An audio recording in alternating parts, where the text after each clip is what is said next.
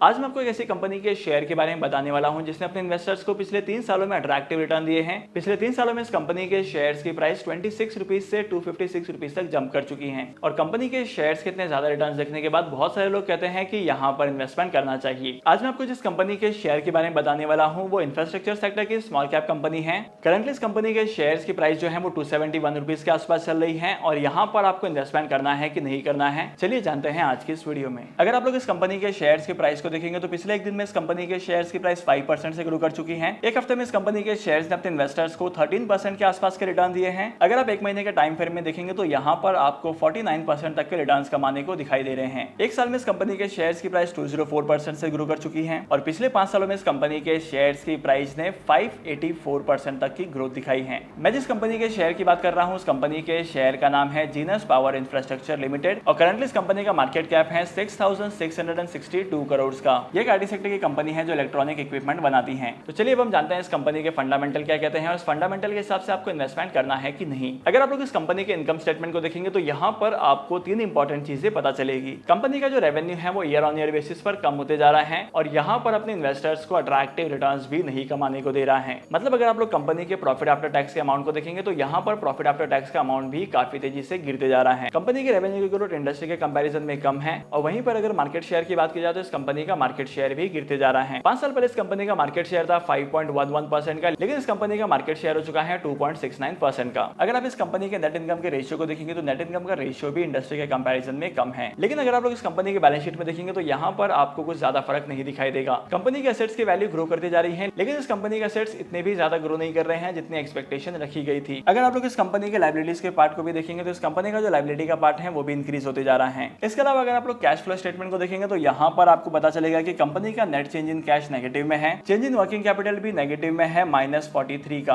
वहीं पर अगर आप लोग कैपिटल एक्सपेंडिचर को देखेंगे तो यहाँ पर कैपिटल एक्सपेंडिचर 15 करोड़ के आसपास का है और कंपनी के पास फ्री कैश फ्लो है 12.49 का। ओवरऑल कंपनी का जो कैश फ्लो स्टेटमेंट है वहां पर आपको काफी अट्रैक्टिव परफॉर्मेंस दिखाई देती है। लेकिन अगर आप लोग कंपनी के वैल्यूएशन को चेक करेंगे तो यहाँ पर आपको इस कंपनी का पी रेशियो सबसे ज्यादा दिखाई देगा। करंटली इस कंपनी के शेयर्स 229 के पी पर ट्रेड कर रहे हैं जहां पर इंडस्ट्री के पी रेशियो का एवरेज निकल कर आता है 32, 80 और 79 का। अगर आप लोग कंपनी के प्राइस टू बुक वैल्यू के रेशियो को देखेंगे तो यहाँ पर कंपनी का price to book value ratio इतना ज्यादा नहीं है, लेकिन अगर आप लोग पी रेशियो और पीबी रेशियो को कंपेयर करेंगे तो यहाँ पर ये दोनों एक दूसरे को जस्टिफाई नहीं करते हैं। इसके अलावा अगर आप कंपनी के वोलेटिलिटी को देखेंगे तो यहाँ पर इस कंपनी के शेयर्स काफी ज्यादा वोलेटाइल दिखाई देते हैं और अगर आप प्रमोटर्स की होल्डिंग को देखेंगे तो यहाँ पर आपको प्रमोटर की होल्डिंग भी सिंप्लीफाइड ही दिखाई देगी। प्रमोटर्स ने 50% के शेयर्स को होल्ड किया है, म्यूचुअल फंड ने 5.04% का इन्वेस्टमेंट किया है, अदर डोमेस्टिक इंस्टीट्यूशंस ने 0.31% का इन्वेस्टमेंट किया है, फॉरेन इंस्टीट्यूशंस ने 2.67% का इन्वेस्टमेंट किया है और वहीं पर रिटर्न अदर कैटेगरी की बात की जाए तो यहाँ पर इन्होंने इन्वेस्टमेंट किया है 41.56% का। ओवरऑल अगर आप लोग कंपनी के फाइनेंशियल्स को देखेंगे तो यहाँ पर कंपनी के फाइनेंशियल ज्यादा वोलेटाइल दिखाई देते हैं। ऐसे बहुत सारी जगह हैं जहां पर कंपनीज के रेवेन्यू के एक्सपेक्ट कम होते जा रहे हैं और अगर कंपनी के रेवेन्यू जैसे ही कम होते गए तो मार्केट में आने वाले टाइम पीरियड में इस कंपनी के शेयर्स में मेजर क्रैश आएगा। आई होप कि अभी तक की वीडियो में आपको ये तो पता चल गया है कि कंपनी के फंडामेंटल्स कैसे हैं, लेकिन करंटली यहाँ पर आपको इन्वेस्टमेंट करना है कि नहीं करना है, चलिए जानते हैं इसके बारे में भी। अगर आप लोग कंपनी के फंडामेंटल्स को देखेंगे तो यहाँ पर इतना आइडिया तो आपको लग चुका होगा कि अगर कंपनी का मार्केट शेयर कम हो रहा है, कंपनी के रेवेन्यू की ग्रोथ कम हो रही है और कंपनी के नेट इनकम की ग्रोथ भी कम हो रही है, तो यहाँ पर इन्वेस्टमेंट करना थोड़ा सा रिस्की हो सकता है। और जैसे कि हम लोगों ने पी रेशियो में देखा है कि इस कंपनी का पी रेशियो सबसे ज्यादा है। ये स्टॉक करंटली अपने हाईएस्ट पी पर ट्रेड कर रहा है और जब भी कोई स्टॉक अपने हाईएस्ट पी पर ट्रेड करता है तब वहां पर इन्वेस्टमेंट बिल्कुल भी नहीं करना चाहिए। तो डेफिनेटली मेरा ओपिनियन आपके लिए ये कहता है कि इस कंपनी के शेयर्स में आपको करंटली इन्वेस्टमेंट नहीं करना है।